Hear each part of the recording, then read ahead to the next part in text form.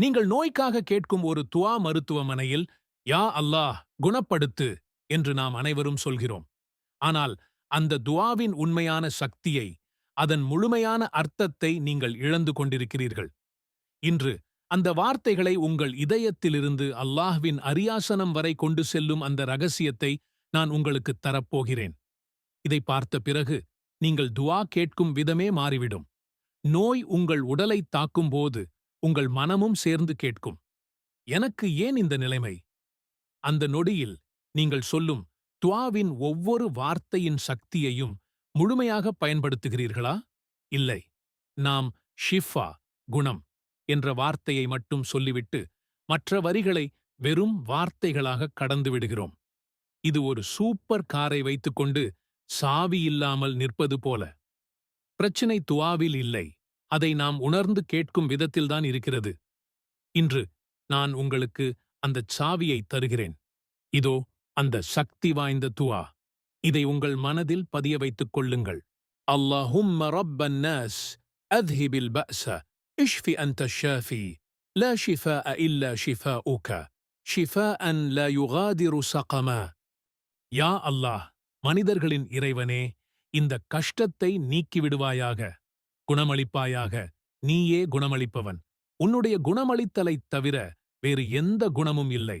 எந்த நோயையும் மீதம் வைக்காத ஒரு முழுமையான நிவாரணத்தை அருள்வாயாக. யா அல்லாஹ், மனிதர்களின் அதிபதியே, இது இந்த முழு மனித குலத்தின் அதிபதியே என்று சொல்வதைப் போன்றது. இதன் மூலம் இந்தச் சோதனையில் நீங்கள் மட்டும் தனியாக இல்லை என்பதை உங்களுக்கு நீங்களே நினைவுபடுத்துகிறீர்கள். இந்த கஷ்டத்தை நீக்கிவிடு. இது ஒரு கெஞ்சல் மட்டுமல்ல, ஒரு ஆழமான கோரிக்கை. இந்த கொடிய வலியையும் துன்பத்தையும் அடியோடு அகற்றிவிடு என்று கேட்கிறீர்கள். உங்கள் பிரார்த்தனைகள் ஏன் சில சமயம் காற்றில் கரைகின்றன தெரியுமா? காரணம், நீங்கள் வார்த்தைகளை உச்சரிக்கிறீர்கள், ஆனால் அதன் அர்த்தத்தை முழுமையாக நம்புவதில்லை. ஆனால் நீங்கள் அஷ் ஷாஃபி குணமளிப்பவன் என்று சொல்லும்போது உங்கள் உடலின் ஒவ்வொரு செல்லும் ஆம், அல்லாஹ் ஒருவன் மட்டுமே என் உண்மையான மருத்துவன் என்று நம்பினால் அந்த துஆ ஒரு முன்னுரிமைச் செய்தியாக நேரடியாக அல்லாஹ்வின் சமூகத்தை அடையும். இதுதான் நபி ஸல்லல்லாஹு அலைஹி வஸல்லம் அவர்கள் நமக்கு கற்றுத்தந்த ஆன்மீக சீட் கோட். நோயை ஒரு சாபமாக பார்க்காதீர்கள், அது இறைவனிடமிருந்து வரும் ஒரு பரீட்சை. இப்போது அதற்கான இறுதி விடை உங்கள் கையில் இருக்கிறது. இதை நம்புங்கள், பயன்படுத்துங்கள். குணத்திற்கான சக்தி இப்போது உங்கள் கைகளில். சென்று உங்கள் அற்புதத்தை அடையுங்கள். நீங்கள் வாழ்வில் கடுமையான சோதனை, நோய், பிரச்சனை அல்லது இழப்புகளைச் சந்தித்துள்ளீர்களா? வாழ்க்கையில் சோதனைகள் என்பது இயல்பு. சில நேரங்களில் நாம் எதிர்பாராதபடி நாம் விரும்பியதெல்லாம் நம்மிடமிருந்து பறிகொடுக்கப்படும்.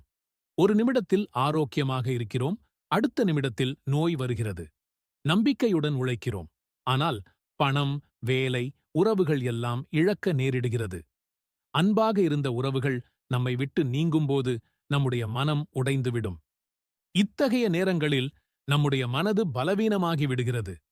சிலர் இந்த பிரச்சனைகளை கடந்து செல்ல பாடுபடுகிறார்கள், ஆனால் சிலர் நம்பிக்கையை இழந்து விடுகிறார்கள். ஏன் இதையெல்லாம் நான் அனுபவிக்க வேண்டும் என்று கவலையில் ஆழ்ந்து விடுகிறார்கள்.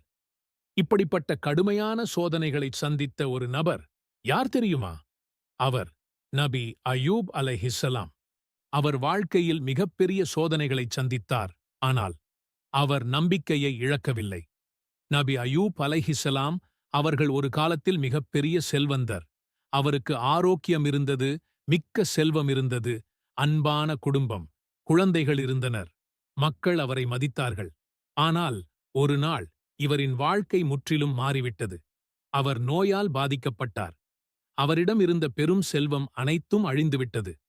அவரின் குடும்பமும் மக்கள் அனைவரும் அவரை விட்டு விலகிச் சென்று விட்டார்கள். ஒரே நாளில் அவர் புறக்கணிக்கப்பட்ட மனிதராக மாறிவிட்டார். அவரிடம் எதுவும் இல்லை. அவர் நோயால் அவதிப்பட்டார். அவருக்கு இருந்த ஒரே செல்வம் அவருடைய நம்பிக்கை. இந்த நிலைமைதான் நமக்கு ஏற்பட்டிருந்தால் நாம் என்ன செய்திருப்போம்? நாம் சோர்ந்து போயிருப்போம். நாம் ஏன் இறைவா, ஏன் என் வாழ்க்கை இப்படி இருக்கிறது என்று குறை சொல்லியிருப்போம். நாம் என்ன பாவம் செய்தேன் என்று சிந்தித்திருப்போம். ஆனால் நபி அயூப் அலைஹிஸ்ஸலாம் அவர்கள் அல்லாஹ்விடம் முறையிட்டார். அவர் இறைவனிடம் மிகவும் அழகாக ஒரு துஆ செய்தார். அவர் நம்பிக்கையை இழக்காமல் இருந்தார். அவரின் துஆ மூலம் அவருக்கு அதிசயம் நடந்தது. மிகப்பெரிய துஆ சொன்ன பிறகு அவர் மீண்டு வந்தார். அன்னி மஸ்ஸனிய துர் வ அன்த அர்ஹமுர் ராஹிமீன். நிச்சயமாக என்னை நோயினாலான துன்பம் தீண்டியிருக்கிறது. இறைவனே, கிருபை செய்பவர்களிலெல்லாம் நீயே மிக கிருபை செய்பவனாக இருக்கின்றாய். இறைவன் இந்த துஆவை ஏற்றுக்கொண்டார். அவருடைய நோயை போக்கினார். அவருடைய செல்வம் திரும்பக் கிடைத்தது. அவருடைய வாழ்க்கை மீண்டும் வளமானதாய் மாறியது. வாழ்க்கையில் எந்த அளவிற்கும் சோதனை வந்தாலும் நபி அயூப் அலைஹிஸ்ஸலாம் போல் அல்லாஹ்விடம் மனம் திறந்து கேட்க வேண்டும். நம்பிக்கை, பொறுமை இருந்தால் இறைவன் நமக்கு எதை வேண்டுமானாலும் கொடுக்க முடியும். துஆவின் மிக முக்கியமான சிறப்பு என்னவென்றால், இதை நீங்கள் எந்த நேரத்திலும் ஓதலாம். இது ஒரு நிரந்தரமான, அனைவருக்கும் பொதுவான துஆவாகும். இருப்பினும் சில நேரங்களில் துஆக்கள் அதிகம் அங்கீகரிக்கப்படும் என்று நபி ஸல்லல்லாஹு அலைஹி வஸல்லம் அவர்கள் நமக்கு கற்றுத்தந்துள்ளார்கள்.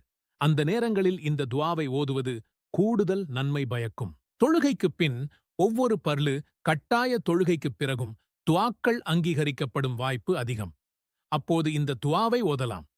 சுஜூதில் இருக்கும்போது, தொழுகையில் சஜ்தாவில் இருக்கும்போது நாம் அல்லாஹ்வுக்கு மிக நெருக்கமாக இருக்கிறோம். அந்த நேரத்தில் இந்த துஆவை ஓதுவது சிறந்தது. பாங்குக்கும் இகாமத்துக்கும் இடைப்பட்ட நேரம் துஆக்கள் அங்கீகரிக்கப்படும் நேரங்களில் ஒன்றாகும். இரவின் கடைசி பகுதி, அதாவது ஃபஜ்ரு தொழுகைக்கு முன் தஹஜ்ஜுத் நேரத்தில் அல்லாஹ் அடியார்களிடம் வந்து, என்னை அழைப்போர் யாரேனும் உண்டா, நான் பதிலளிக்கிறேன் என்று கேட்கும் நேரம். அப்போது இந்த துஆவை ஓதுவது மிகவும் சக்தி வாய்ந்தது. ஒரு முஸ்லிம் பயணத்தில் இருக்கும்போது அவன் கேட்கும் துஆ அங்கீகரிக்கப்படும். குறிப்பாக ஹஜ்ஜின் அரஃபா தினத்திலும் தவாஃபின் போதும் இந்த துஆவை அதிகம் ஓதுவார்கள். நோன்பு துறக்கும் நேரத்தில் நோன்பாளியின் துஆ அங்கீகரிக்கப்படும். ஆக, இந்த சிறப்பான நேரங்களில் மட்டுமல்லாமல் உங்கள் மனதில் ஒரு தேவை ஏற்படும் போதும் அல்லது அல்லாஹ்வை நினைவு கூறும் போதும் இந்த துஆவை ஓதலாம். ஒரு துஆ அங்கீகரிக்கப்பட வெறும் வாய் வார்த்தை மட்டும் போதாது.